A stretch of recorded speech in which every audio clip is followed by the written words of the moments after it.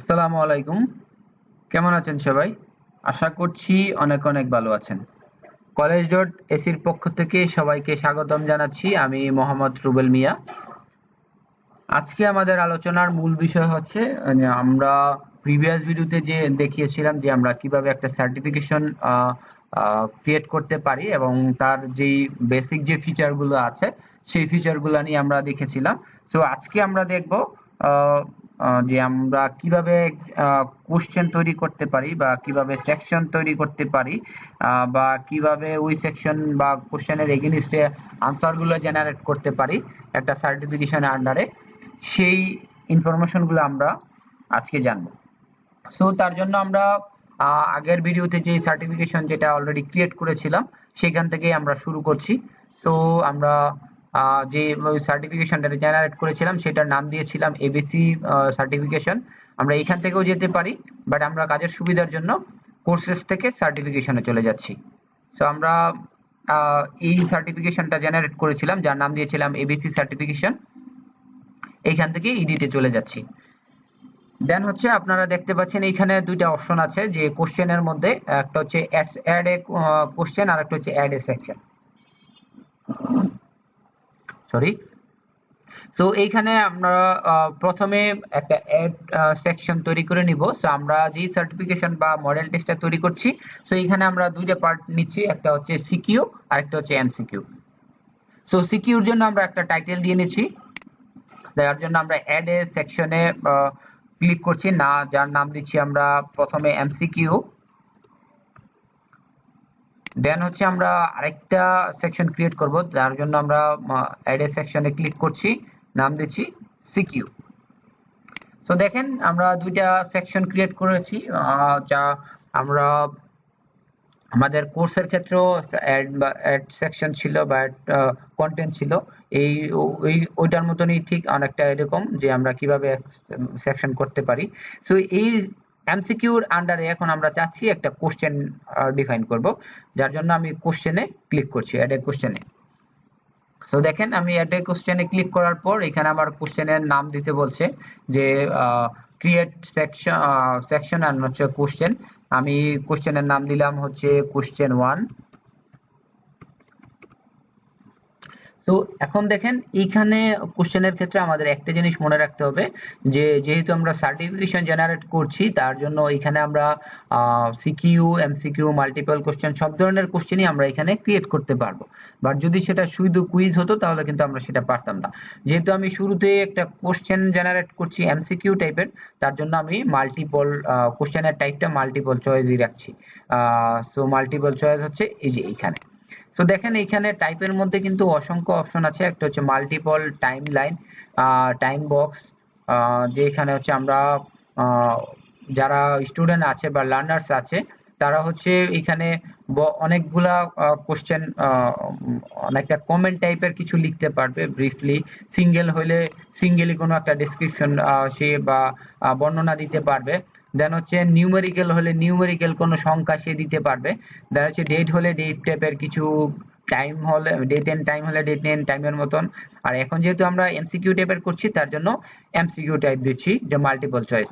So multiple চয়েসের ক্ষেত্রে হচ্ছে দুইটা অপশন, একটা হচ্ছে অনলি ওয়ান আনসার, আরেকটা হচ্ছে multiple answer. Only one answer দিলে শুধু একটাই আনসার হবে। যেরকম আমি নিচের দিকে যদি স্ক্রলিং করি তাহলে আমরা দেখতে পাচ্ছি যে এইখানে চয়েসের ঠিক নিচে অ্যাড এ লাইন আছে।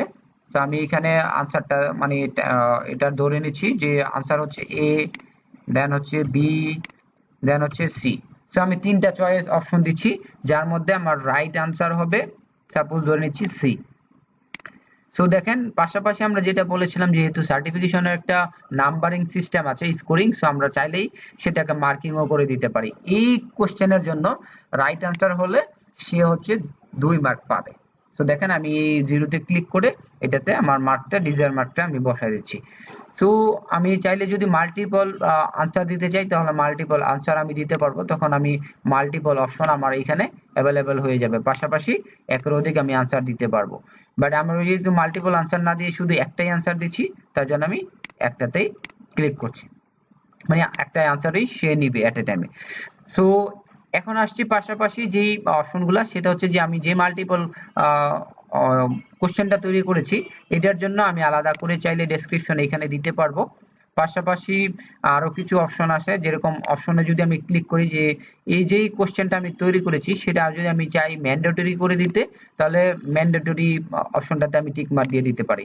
তার মানে হচ্ছে অবশ্যই স্টুডেন্টরা এই কোশ্চেনটাকে আনসার করতে হবে। আমি যদি ম্যান্ডেটরি না দেই তাহলে আনসার না করলে হবে। পাশাপাশি যদি যদি মানে ডিসপ্লের মধ্যে যদি কোনো ইমেজ করতে চাই, শো করতে চাই যে না ইমেজ অন আনসার, ইমেজ থেকে সেটা করবে, তাহলে এটা আমরা টিক মার্ক দিতে পারি। যদি কন্ডিশনাল কোনো কিছু ডিসপ্লে করতে চাই তাহলে এটা টিক মার্ক দিতে পারি। সেক্ষেত্রে তখন আমরাকে মানে কোশ্চেনটা কি টাইপের হবে সেটা চয়েস করে দিতে হবে, বাট আমরা ইনিশিয়ালি সেটা দিচ্ছি না।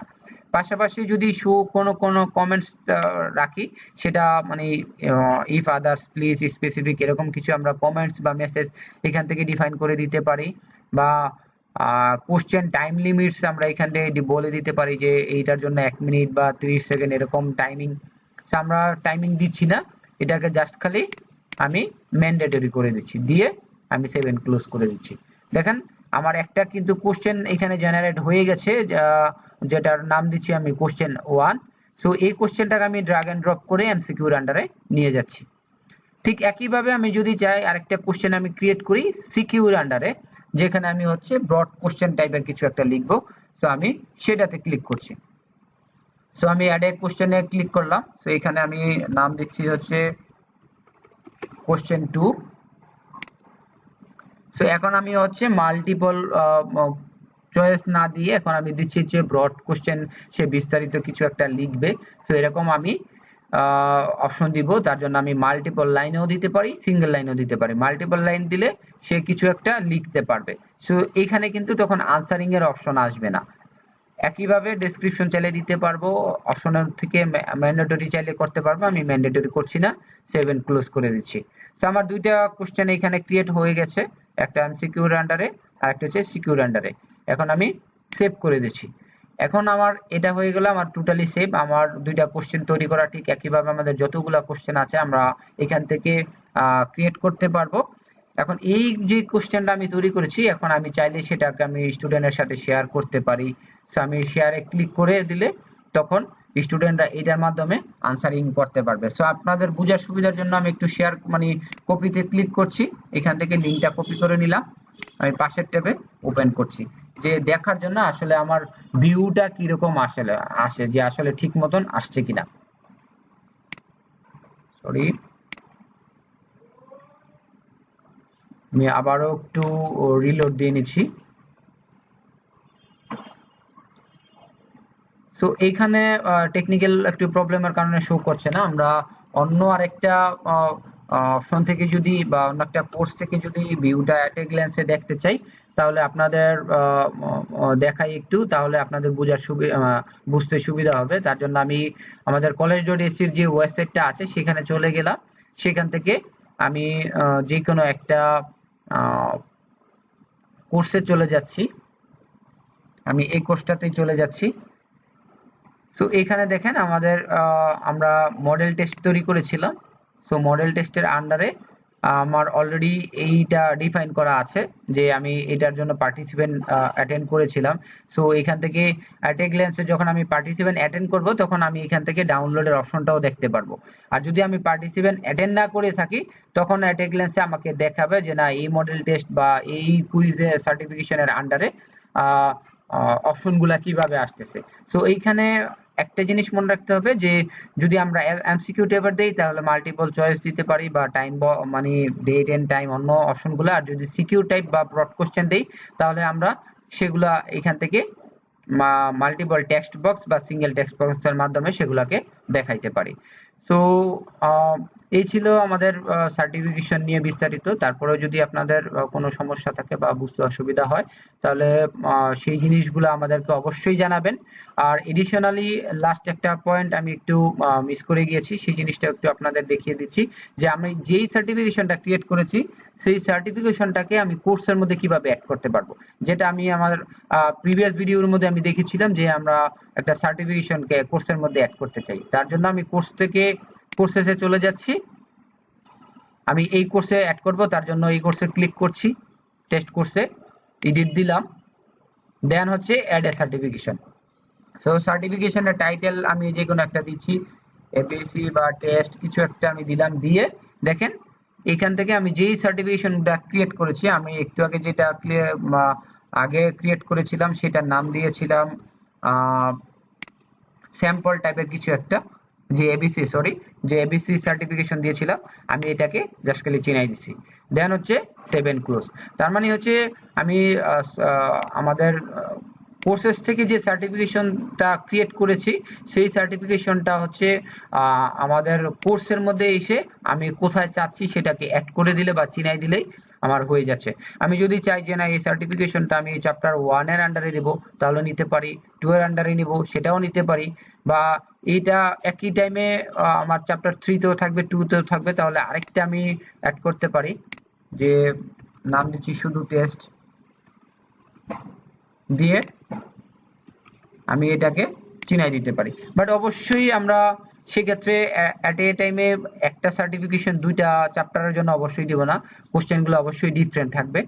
সো আমি এখন সেভ দিচ্ছি, দেখেন অটোমেটিকলি আমার এখানে টাইপই দেখাচ্ছে যে আমার ডকুমেন্টস টাইপটা হচ্ছে সার্টিফিকেশন, এবং ওই সার্টিফিকেশনটা কি মানে কোনটা আমি অ্যাড করেছি, এবিসি সার্টিফিকেশনটা।